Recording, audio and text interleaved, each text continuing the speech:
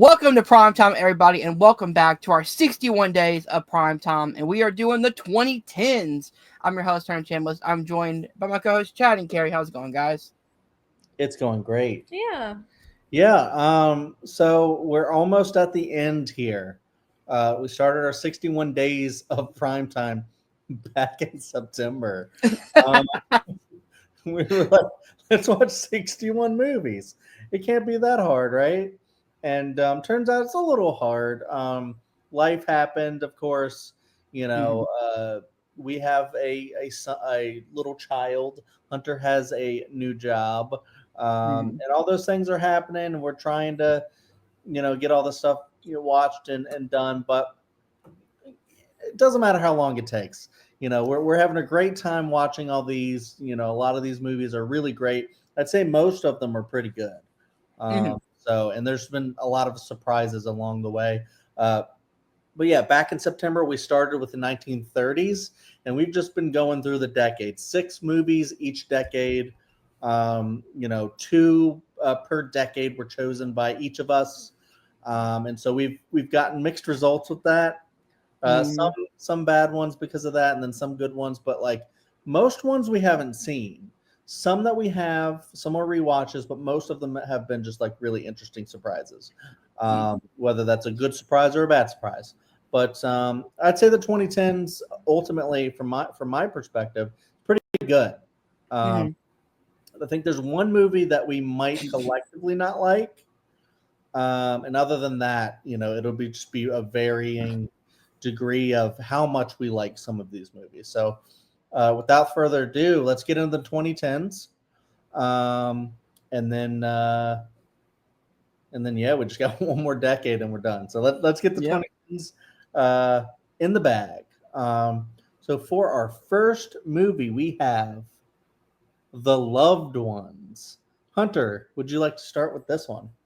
Yeah, so this is a first time watch for me. I really enjoyed this movie. I thought it was a very straightforward movie, but I like that about it. It has a very simple plot, and I love how fast it went. Like the movie takes no time getting to the meat of the plot, which is, this guy rejects this girl to the prom and she tortures him because of it.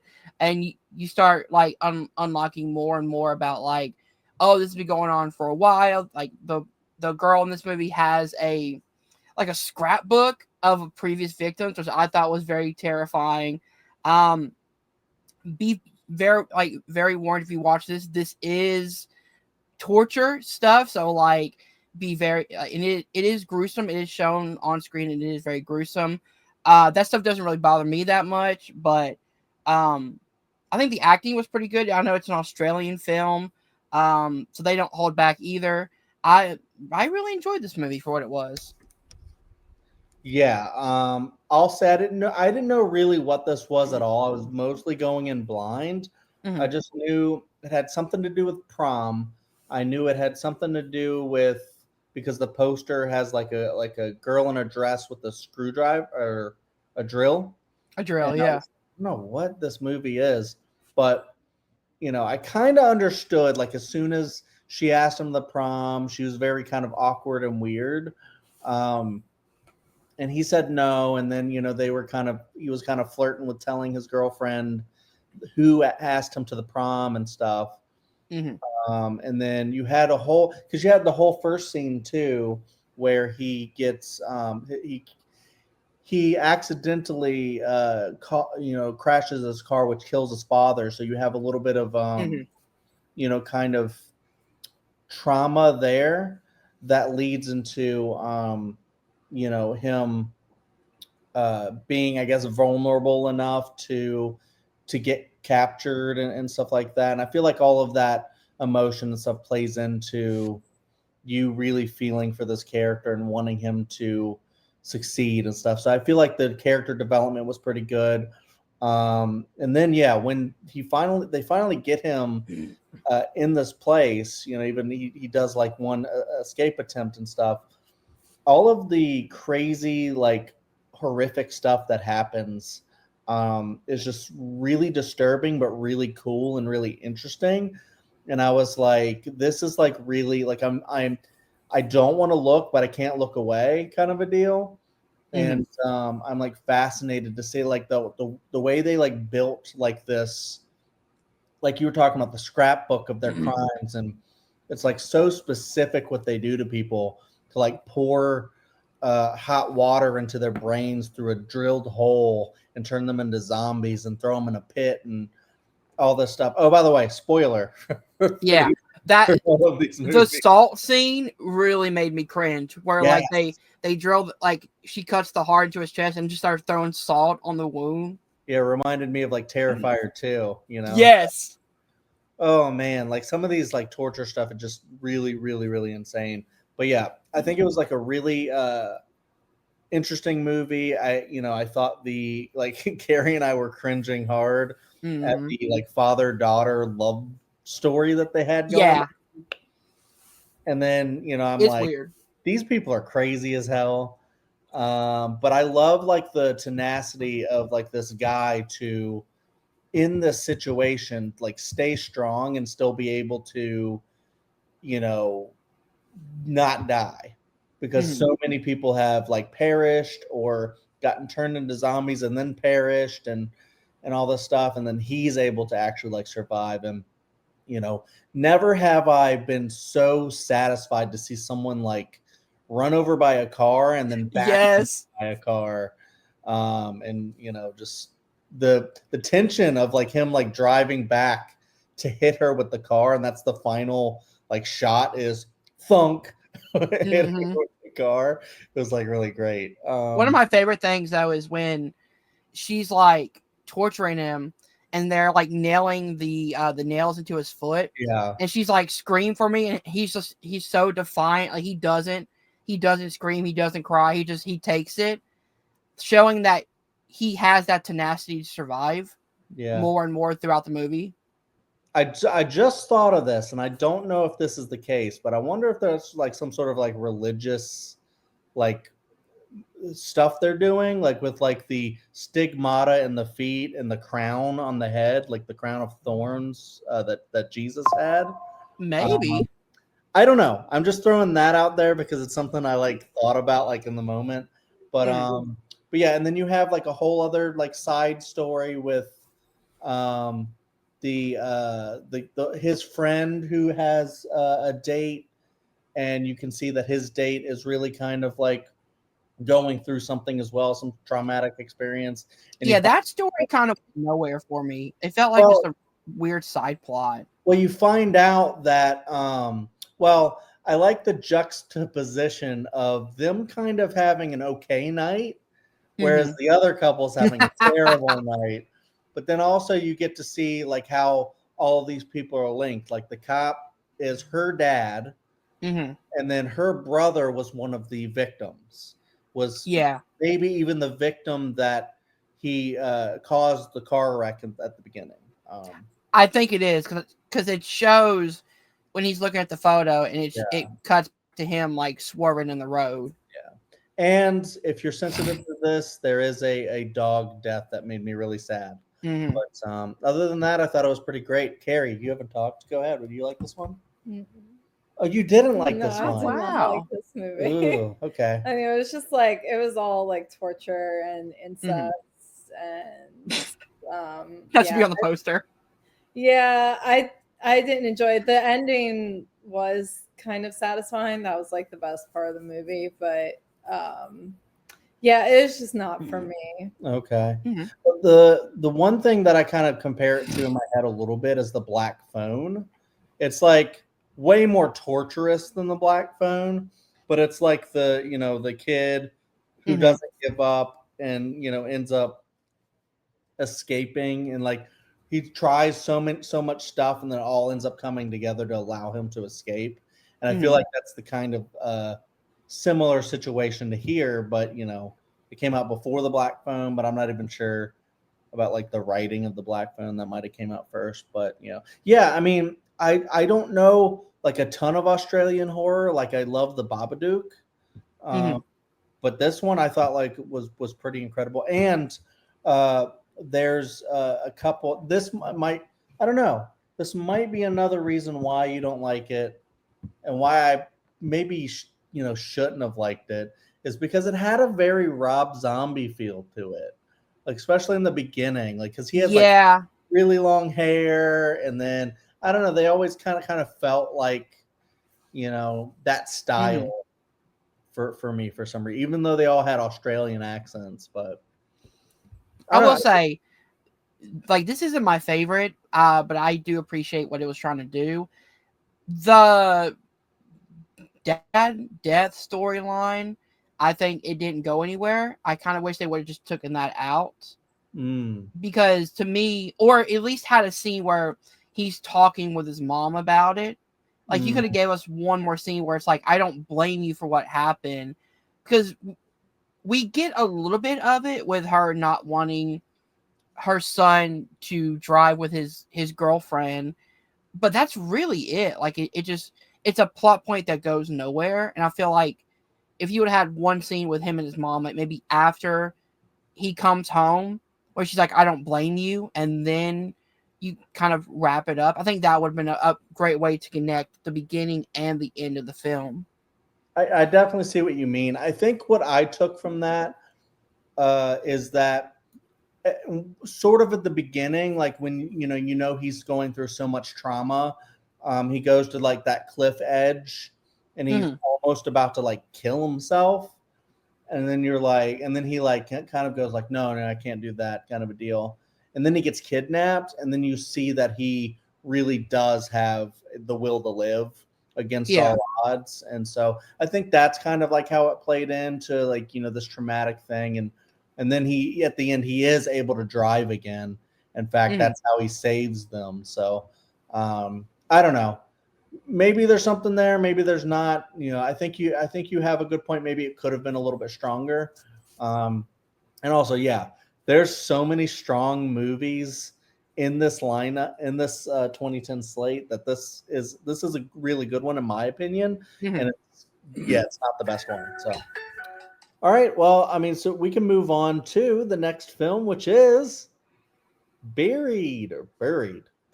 That's the right way to say that. And I'll start with this one. This is actually a rewatch for me.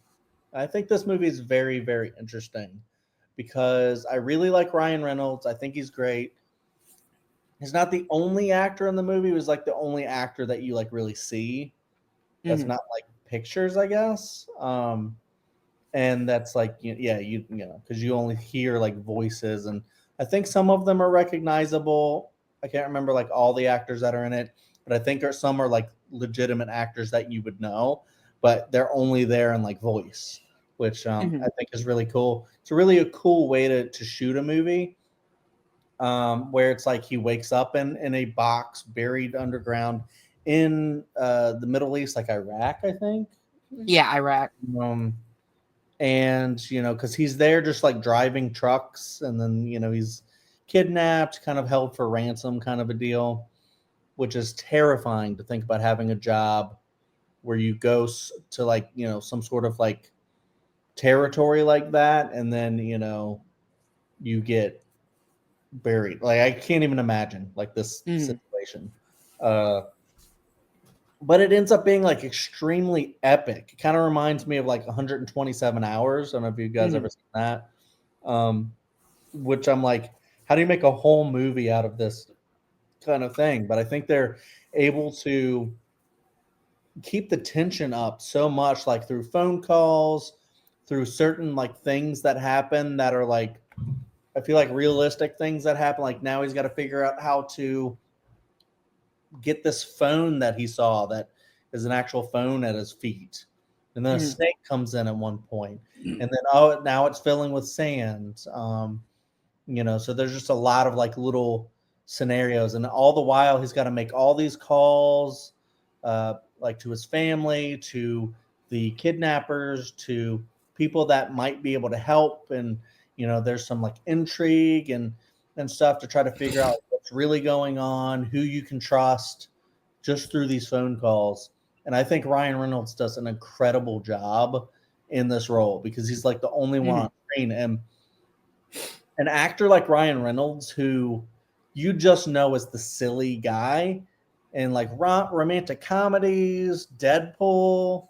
He's just a silly guy. He just likes to be silly and make jokes. But then sometimes when he's actually can, just drop all of that. There's no comedy for this man in this movie. Mm-mm. And he's just like straight serious. I think he does a phenomenal job. To what maybe once he's done with Deadpool, maybe he can start going to like more serious work if he wants to. Try that out again, because this one I think is pretty incredible. It's able to keep my attention, get me really excited throughout, and if it's a thriller, but if you want to know the true horrors of this movie, just watch the ending of the movie, which is terrifying to even think about. So I don't even know if I want to spoil this one for people, but I mean, it's been a while, so yeah. But yeah, Carrie, did you like this one? It was okay. I didn't love it, but it's fun. Like, I could see myself maybe watching it again. I understand why people really like it. This was a first watch for me, and right, this movie came out in 2010, I think. And 2010. yeah, there's a more recent movie that I saw before this one that I think improves upon this concept. It obviously got this. I mean, it's like almost like a remake of this movie in some ways. Oxygen. Oh yeah. And And I've never heard of that. It's so good. I love Oxygen. It takes.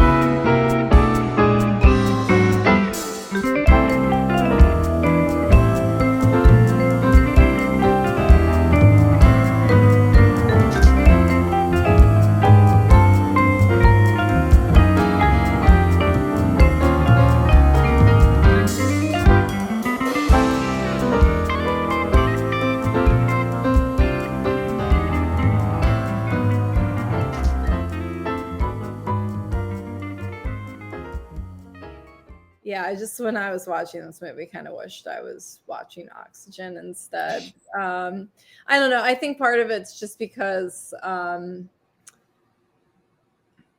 yeah, I guess the Iraq War, thankfully, is not as relevant now. We have plenty of new horrors to deal with, and still existing horrors. But I don't know. Maybe it's part of it's because of Ryan Reynolds. Like, I just can only see him as like Ryan Reynolds at this point. I'm not sure.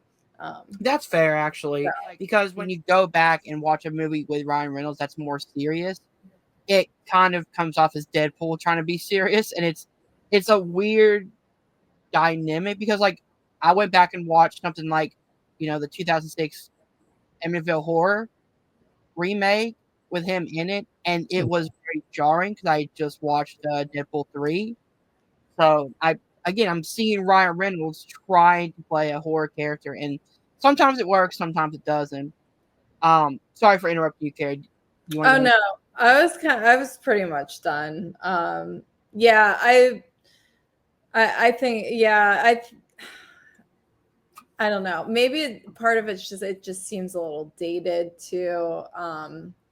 I don't know. Yeah, I just wasn't feeling. I enjoyed it. I would definitely give it a second chance, but I just wasn't feeling it that much. Mm-hmm. Yeah, I will add on before Hunter gives his thoughts. Just like I think Harry does have a good point that it was probably like a little more relevant in 2010,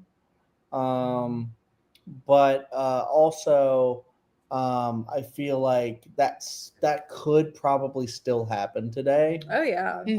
So like that's kind of like where I'm coming from, where I don't know, I just like put myself in that situation and just like it just scares the crap out of me.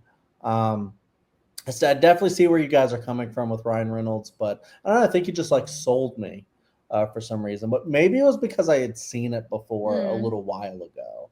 And this was a rewatch. And I just like really liked it the first time I saw it. But also, yeah, Carrie makes a great point. I also, this time, of course, not the first time I saw it, was thinking of the movie Oxygen because that was very new. But yeah, no one really Mhm. talks about it. So I'm glad that Carrie brought that up because, I would recommend watching Oxygen. I think both can be enjoyed. But Carrie makes a good point that Oxygen might be the better movie. But yeah, I think this one definitely is still very enjoyable. But Hunter, what do you think? Yeah, so this is also a rewatch for me. I watched it when it first came out in, well, I watched it in 2011, so it was like a year after release. But I really enjoyed it the first time I watched it, and I really enjoyed it this time. Again, if anybody knows me, I love mostly one location horror because of how limited in space you are, and like you have to be more creative when it's just one or two locations compared to having an entire city or having multiple locations to kind of bounce off of. And in this one, you're stuck in this box with Ryan Reynolds, and Ryan Reynolds has to give a convincing performance to make you believe it. And to me, he gives a convincing performance as somebody who wakes up in this random coffin, doesn't know where he is, confused, and as the movie goes along, he has to again fight for his survival, which I really really like. I do agree with Carrie. Some of it does feel a little dated, and it's funny that using a was that BlackBerry phone back in Right. 2010 was like the massive thing. Um, but no, like I really enjoyed this movie. I believe this was the one I picked. I don't quite remember. It's No, not I picked high this. high. Oh, you picked that one? Okay, sweet. Um, but for me, it's good. It's not great. It's not the top of my list, but it's definitely one that I really enjoyed. Yeah, I would say definitely put Oxygen at the top of your list to watch then, Oh, I uh, definitely gotta watch it. because yeah, if you like this one, you'll like that one a lot. Um, yeah. All right, so we can move on to the next movie, which is oh boy, the final. It's not the final movie we're talking about, but it is called The Final. Carrie, did Oh you my like this god, one? this movie. No, this movie was horrible. And it's obviously an indie film, and I can excuse a lot from an indie film because obviously you're working with a limited budget. So things like there might not be the highest production value, you might be stuck to certain locations, the Mhm. acting might not be top notch. I think I could have overlooked some of that if the story was decent. The story here was horrible. I mean, it's just about these, I guess, outcast teenagers who decide to torture all the popular kids. And they like get them at a party and tortured them. And then they all like it's just torture, and then the bully Mhm. kids, I think they wind up dying. And then there's like one kid who escapes and he runs into like someone to help, but then that guy's like kind of racist, and so it takes a while for him to help. Yeah. Yeah. um yeah, it was really bad. I'm sorry for making you guys watch this. Sorry. We forgive you. Hunter, did you like this movie? I did not. This movie actually made me angry. And I don't know. It's just not because of the acting. I think the acting is fine. I think for the low budget, it's more of the content of it, and like you're the whole story is that these people are outcasts. You're supposed to hate the bullies, and you kind of root for the outcast. I don't. I don't like either of them.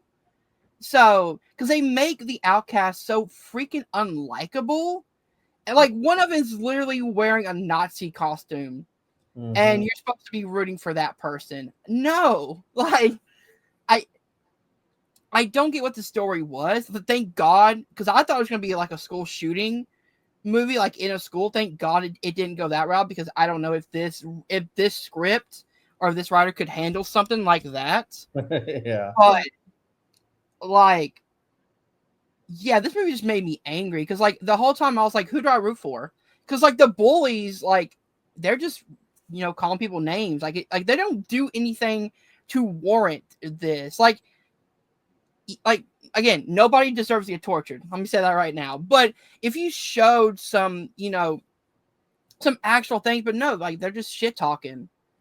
Like, and it's not okay. Bullying is not cool, but like, who are we supposed to root for? Who are the heroes? Who are the villains? And at least if you gave us the subjective or the if you made the story twist where like now the bullies are having to survive, I would at least appreciate the idea of like one learning the lesson and two having someone to root for. In this one, you don't care about any of the characters. You hate everybody involved. And then the end is just so like jumbled together that it just rushes to the end. So yeah, this movie really, really made me angry, and I really don't know why. Yeah, you guys are right. It's like there's like no character development. There's no rootable characters. They try like a sort of like Sunset Boulevard style opening where it's like we're gonna show you something about the end of the movie to lure you in, but then there's nothing to lure you into, and there's Mm-hmm. nothing to really grasp onto because it is just like kids getting bullied and then them taking revenge, but it's like that's it. That's the whole movie. And, you know, at least with the loved ones, like, you actually had someone to root for. You had like characters that were developed. Mm-hmm. Um, when the torture's happening, like you really care about that character and you're just like, this better not end with him dying because Mm-hmm. I'm going to be so mad. But you didn't care about anything going on in the final. And that's what I think like is a testament. Like you can show torture, you can have characters like the girl who was said no to take some prisoner, and I don't know, you can have like stuff like that and like weird incest stuff like Harry was talking about, and then you can go like I don't know what I'm trying to say, but like you can have like some sort of like statement. Have a clear hero and a clear villain. Yeah, but you can have like some sort of statement about like it's not good to bully, but then what if the kids who were bullied end up becoming the bully, kind of a deal. But it doesn't even feel like it's clever enough to make like a statement like that, like Mm-mm. bullying bullying, like bullying is a lose-lose thing to do, and I just don't think like it really had a message like that. Even when like it got to like the kind of like the most interesting part was the black kid and the racist guy and them meeting up, and then the racist guy being like, I was in Vietnam or whatever, and the kid's like, yeah, my dad was too, and then the guy's like, oh yeah, like what infantry or whatever, and or what, yeah, and then they kind of connect through that. But I mean, if there was like a movie where that was more of a prevalent thing and it had like good writing, I could see like something being very good. But ultimately it wasn't. It was just a very like pain to watch, and I was so glad when it was over. And you know yeah, any other Yeah. thoughts about the final? Now let's move on to an actual good All right, movie. Yeah. all right. Moving on to, hey, we're all Flana stands here, right? Yeah. Oculus, a Mike Flanagan movie. Um, I had no idea that Mike Flanagan directed this movie for the longest time, and then I went back to his catalog and I was like, "Oh, he directed this film." yep, and it's you to start, Hunter. So I really love this movie. This is a first time watch for me. What Mike Flanagan does really well is mix horror and family drama, and this is a perfect example of that. I love the use of cutting back and forth so seamlessly between the adult brother and sister and then them as a kid, and like how like the transition from them to from adults to kids is done really well. But I also love how it doesn't tell you everything right off the bat. Like as the movie goes along, is it gives you these questions of like, okay, did the dad actually kill the mom? Was he psychotic or was it the mirror? And it pulls this string really well of like it could be either. Like either one could have been possible. Like it could have been a psychotic break on the dad, and then the kids used the mirror as this kind of coping to cope with the aspect of that, or like the mirror could be haunted. And the great thing is, for the longest time in the movie, you had no idea which way Mike Flanagan was going to go with it. Karen Gillan is so good. I love her. The brother is played by Brandon Thrulis, I believe that's how you say his name. If you guys don't know who he is, in Titans, he was Dick Grayson. I think he's a really good actor. Yeah, I really, really love this movie. Yeah. Mike Flanagan has not made a bad movie. Even like his first one, Absentia, is really really interesting. In this one, I feel like is a little bit misunderstood. I feel like it doesn't get enough of recognition because a lot of people don't really give recognize this one like they do like a Doctor Sleep and Gerald's Game and Hush and stuff like that. Speaking of Hush, we just got our Blu-ray in the mail. Very excited about that. But because we want to own like all Mike Flanagan stuff on Blu-ray. But yeah, Oculus I saw back in the day. I really liked it, and then like this one, this time I liked it just about the same, or maybe even a little bit more. Kind of like the Smile movies is what I'll say, is like they really play with psychology and like your psyche and like what you're aware of and like what you think is happening might not really be happening, and it's very trippy. But like what they do is like how they kind of fake you out so many times is really cool. Like one of my favorite moments is so creepy, but it's when she thinks she's eating an apple and then and it's the bulb.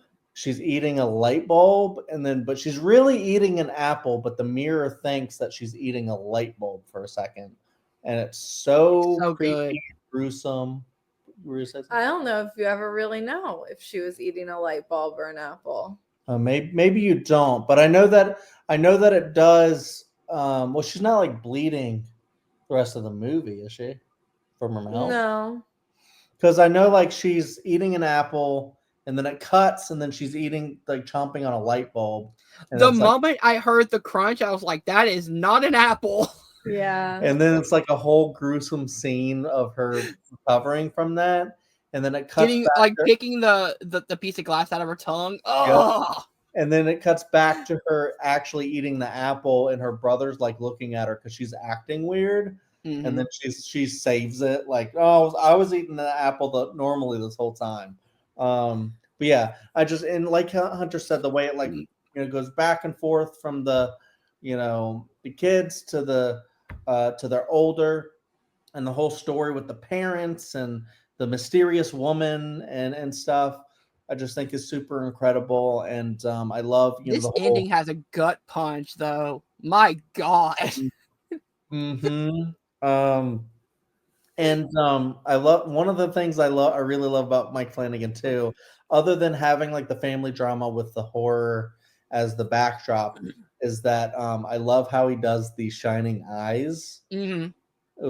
Something creepy will show up and it'll just have like glowing eyes. Yeah. Love that aesthetic, and he's never stopped doing that. It just always keeps doing that.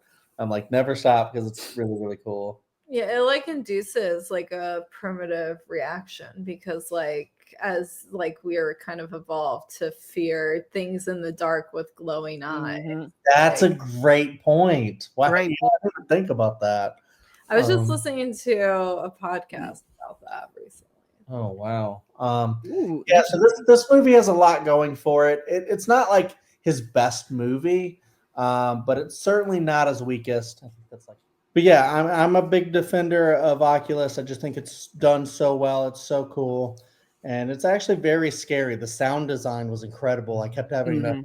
turn the volume down a lot because it was like just like that. That makes it so scary when the sound design is like just Mhm. booming. So yeah, with the bass and everything.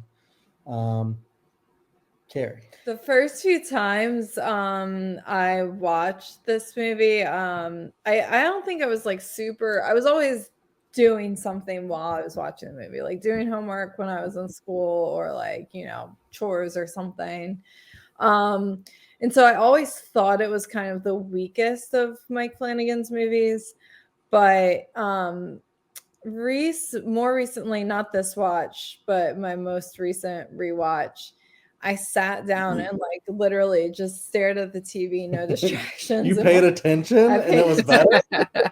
Yeah. I mean, honestly, yeah. I mean, yeah. I think with bad movies, when you watch them and you're only half paying attention, they are a lot better than if you just sit down and Yeah, straight Yeah. watch you'll them. notice like certain parts that you might like and Yeah. whatever. But like this movie has just like grown on me. I always liked it, but I really love it now, especially just the end. Like I always, when on my first couple watches, I thought it was just continuing to do the flashbacks like the same way it kind of did in the beginning of the movie. Mhm. But only upon like rewatching it and really, really paying attention, like how much at the end it's literally like the two stories are going on at like the same time and they're like interacting Mhm. with each other like through time almost. At least that's how it's like presented to us. Yeah, And it's just really, really cool. yeah. Yeah, the ending of this movie, which again, spoilers, I was not expecting that to happen where like the trap goes off and like he actually kills his sister. And I'm like, what? Like I wasn't expecting that. And then what's cool is it's on camera, but on camera all the cops see is him just setting the trap and killing his sister. So it looks like it was, you know, premeditated and he's just losing his mind again because he, if you guys, again, we didn't say this, but at the beginning of the movie the son is in, the brother is in like a psychiatric hospital. He Hmm. gets discharged and then, which is cool because he uses some of the stuff that he learned in in that place with his sister. He's like, well, maybe it's this, maybe it's this, I learned this. So he's trying to rationalize what is going on while his sister wants to believe so badly that her father didn't, you know, just kill his mom, her mom, one day. It's like she just doesn't want to believe it. And the only negative thing I have to say is I kind of wish Mike Flanagan left that kind of up in the air the entire time, where it was like, was it the mirror or was it just, you know, a psychotic break? Because then that's where the discussion to come in of like, no, I believe it's this, no, I believe they're crazy, or I believe it's the mirror that did it. And you could leave it up to interpretation. The end of the film kind of tells you that it's the mirror and tells you that, you know, it's supernatural, which I kind of thought it was, but the idea of like leaving it up to the audience's interpretation could have been a very interesting way to end this film. Yeah. Yeah, I mean, I guess because like all the glow-eyed people could have like been in their minds or something. Mm-hmm. So I get that, like maybe like a different kind of artistic choice, but Still yeah, a great movie. great movie. I love like the use of like inducing dread in you. Mm-hmm. You just like don't know what's going to happen next, and it's like you might not even be looking at me right now or talking to me right now. It just makes you like question your own reality or something like that. But I love Mm-hmm. movies like that. Smile 2, So not good. not my favorite horror movie of the year, but it's definitely up there. It's the scariest movie of the year so far. I don't know, maybe Nosferatu will top it. But yeah, we'll move on to the next one, which is a goodie, Train to Busan. Yeah. It's up to me to start this one, right? So Mm-hmm. um, I love this movie. I love this movie a lot. I just think it's just incredible. It's a story of like a father-daughter. They don't spend that much time together. Like he's busy and stuff like that. And then they're trying to like connect on, this train to Busan, but lo and behold, it gets infected with zombies. And they're fast zombies too. And I'm usually like a big proponent of slow zombies. I think um, I love like the commentary that slow zombies pose, but fast zombies can also be very scary. And in Train to Busan, they are very very terrifying. The acting, like the zombie acting in this movie, is just so incredible. Like I believe it 100%. They just like do it just incredibly. Um, Mm-hmm. and Yeah, just like this story, it just you end up being horrified and then sad, kind of a deal with this movie because it's beautiful, like the connection, like what the dad sacrifices for his daughter, um, you know, but uh, but it's one of those things to where especially like as a parent, just thinking about doing like anything for your child, and the thought of like having to leave them and never being able to see them again is just like terrifying and sad, and just all this stuff. So emotional the first time I saw it, but more emotional the second time after being a parent. um and yeah, it's just, this movie is basically like freaking perfect. I just love all the side characters, like the couples having a baby, and you just really care Mm-hmm. about everyone, want to see everyone be protected, even like the high school kids or whatever, the high school kids. Mhm. The You, baseball team. yeah, you Mhm. care about them. You get really sad, like the emotions on that everyone experiences about losing people. Um, and then you have a uh the Jaws mayor level villain here, where it's the guy who would just let Mm-hmm. everyone out, or I kind of compared him to Lotso Huggins Bear in Toy Story 3, where he's like the guy who will never accept responsibility and always pushes it on Mm-hmm. someone else. He'll throw everyone else in front of a zombie to save himself. He'll like, Lock the train doors to keep people out. yep, he'll fear monger everyone around him to say Mm-hmm. that person's bit because they're a threat to him. And it's just like really, really angering and but also scary and sad. So it's this movie like really does a great job at getting the emotions up, and it's just a badass movie. So Mm-hmm. many cool fight sequences. How they learn, how these zombies work is really cool. So yeah, honestly, I could just go on because this is just an incredible zombie movie, an incredible movie just in general. Mm-hmm. Carrie, what do you think about this one? Yeah, this is a fantastic movie. I love this one. It was great to rewatch it. It gets so emotional, but it's worth it. It's such a fantastic movie.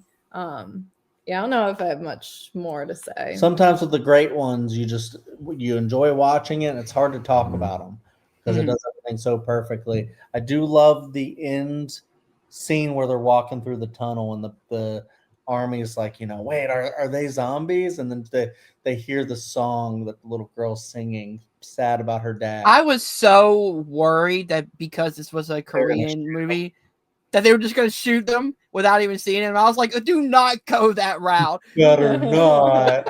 Hunter, what did you like this one?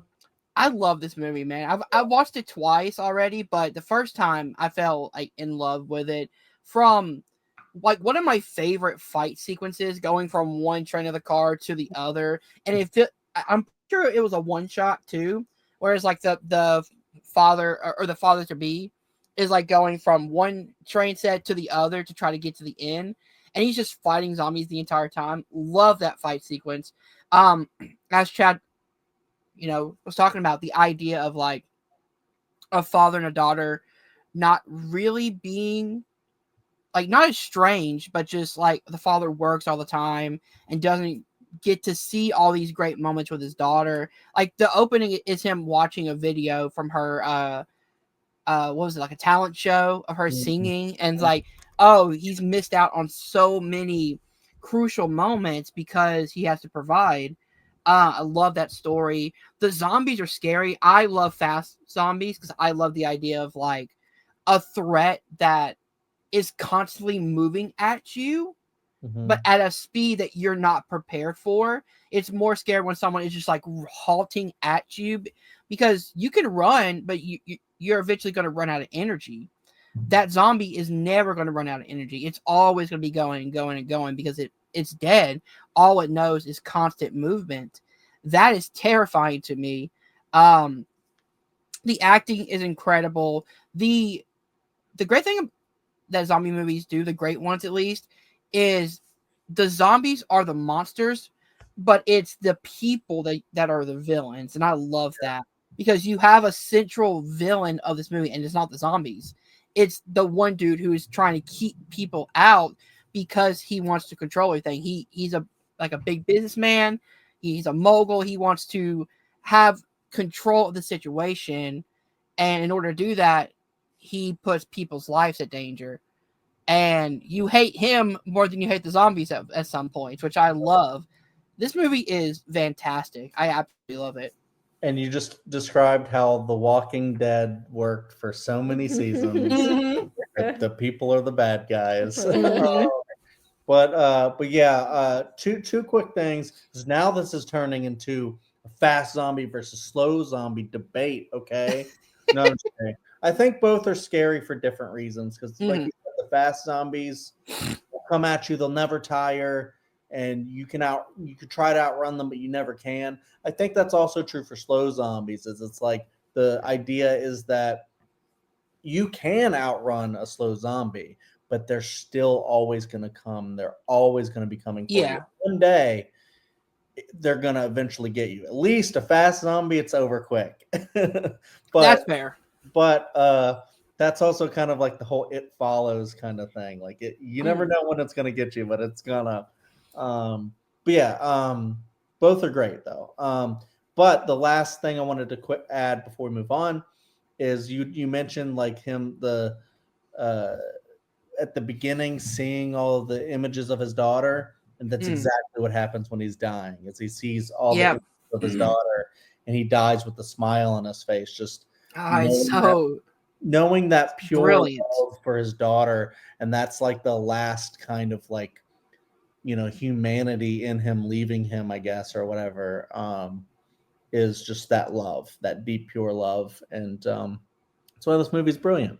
But we can move on, right? Mhm. Moving Mm-hmm. on to another Korean movie, The Wailing.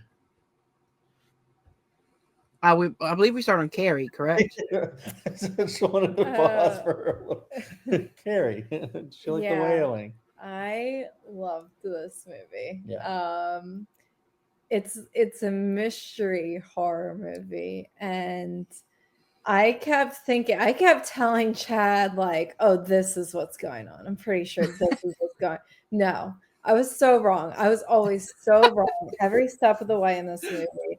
I like I kept thinking like, oh, like, and it's so interesting. I can't wait to rewatch this. It's so interesting because you're told from really towards the beginning of the movie who the villain. Mm-hmm. Obviously spoilers, so please don't listen to this if you haven't seen the movie. Like, stop and go and watch this movie, And then come back. and then come back.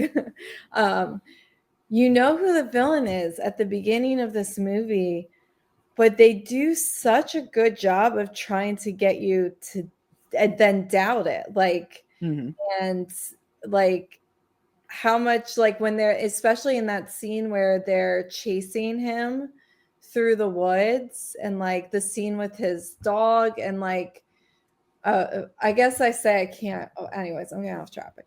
Like some of these scenes, and you feel so bad for him, and you're thinking, oh, this is supposed to be the villain. It must not be the villain because we feel so bad for him, and the movie is making us feel so bad for him, and he's acting scared and crying, or he's acting emotionally numb, and like it so confusing. But I've read so much like Reddit posts about this movie afterwards. I was like reading like, you know, he's the devil, and the devil does try to, like, you know, in classic, you know, like mythology, or I'm not saying the devil's real or anything, but like the devil tries to trick you and manipulate Mhm.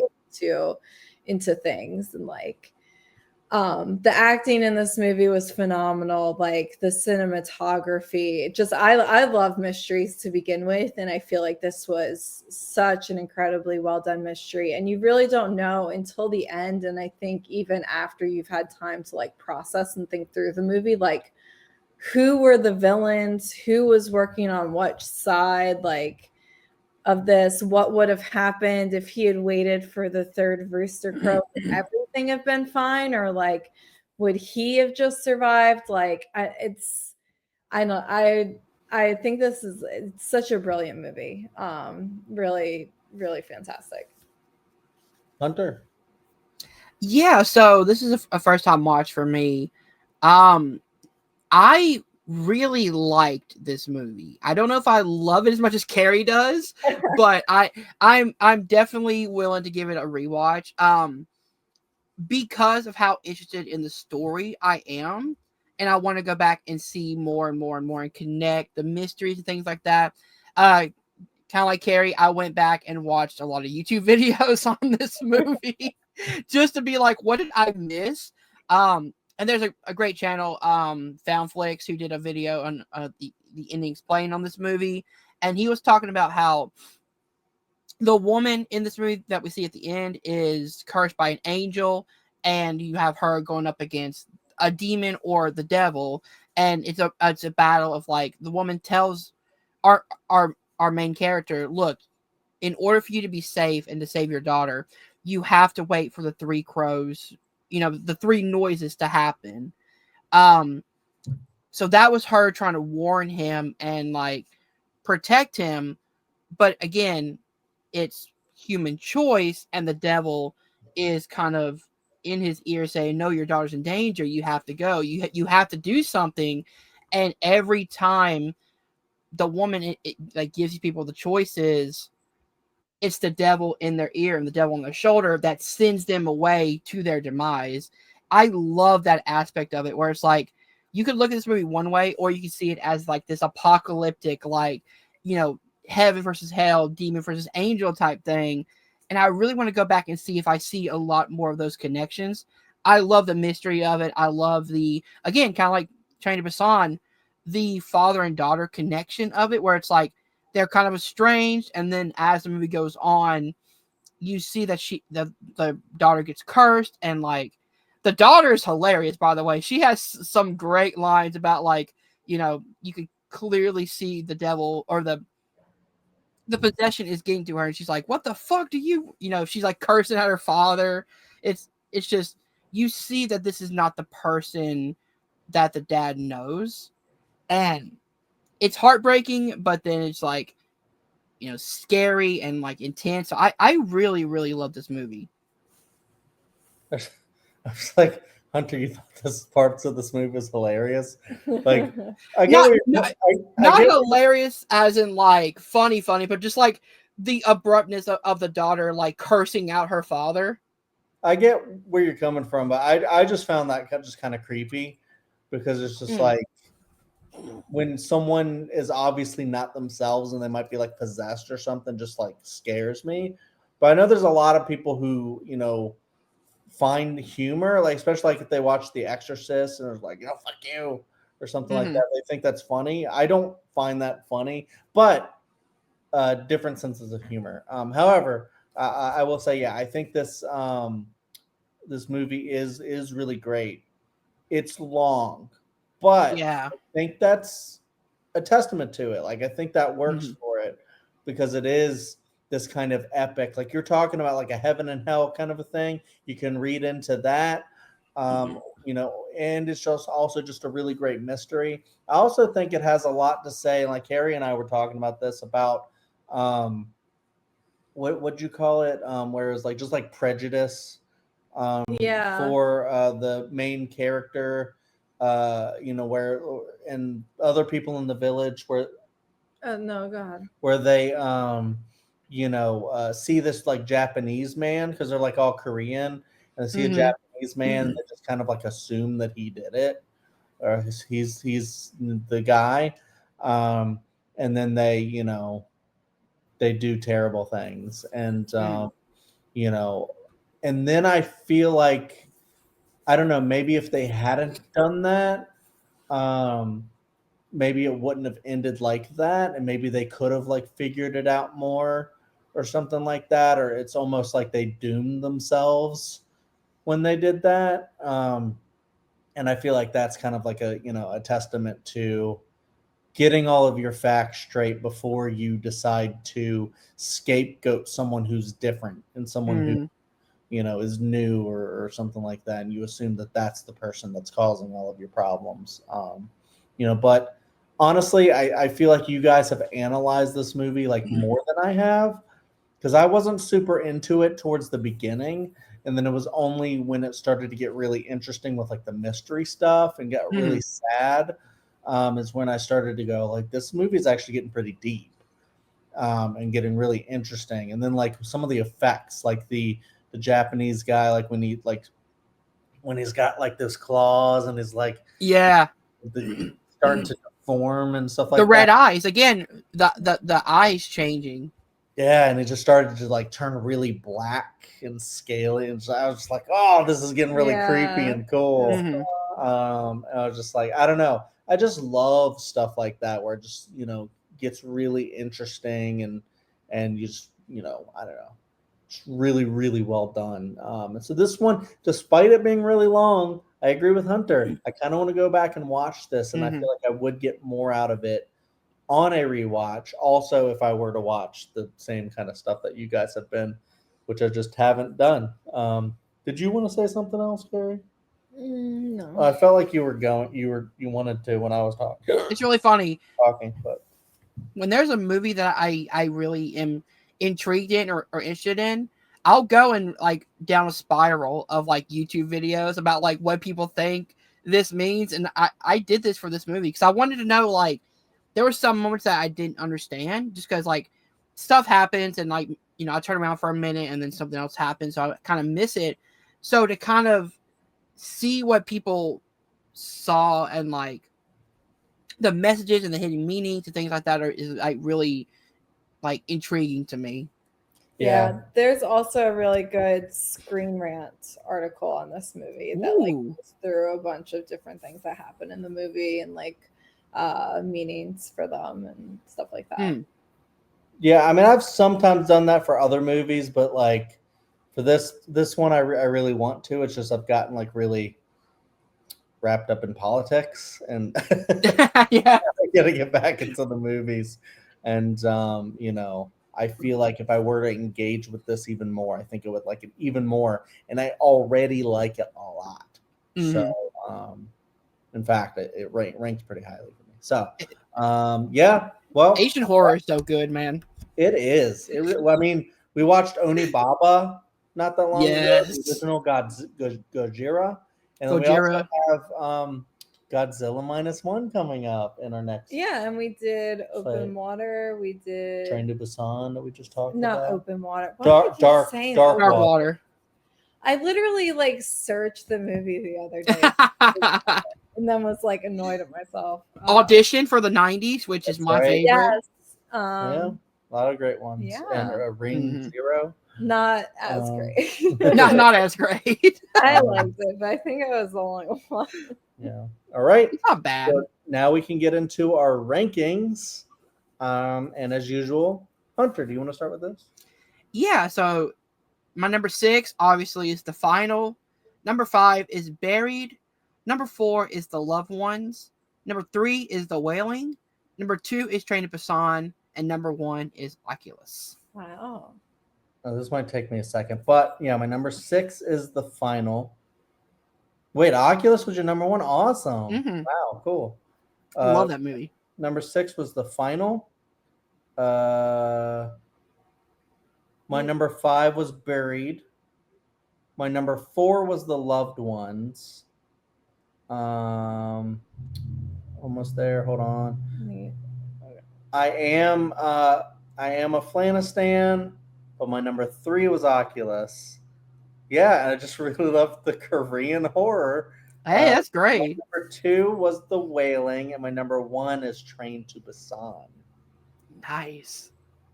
My number 6 is The Final. My number 5 is The Loved Ones. My number 4 is Buried. My number 3 is Oculus. My number 2 is Train to Busan, and my number 1 is The Wailing. Nice. All I right. love how we all have different number ones. Yeah. Yeah. A lot But of great. all in our top 3. Yep. Mhm. A lot of great ones on the slate. It's a really good one, and now I'm excited. We're about to do 2020's, and then we're gonna be Such a good fucking decade so far, man. yeah, and we're gonna take a little bit of a break after that, and then we'll figure out other stuff to do. But yeah, if you like this, go back, watch through a lot of our other ones if you haven't, from the 30s to the 10s, and then stay tuned for our 2020's video. Hunter, you want to close it out? Yeah, but also, guys, remember in January, we don't have an official date yet, but sometime in January we are doing the Primetime Horror Awards #2. I'm so excited for that. So get ready, come join us for the festivities. Guys, if you did enjoy this, please hit that like button, subscribe to Welcome to Primetime, and remember, stay scared.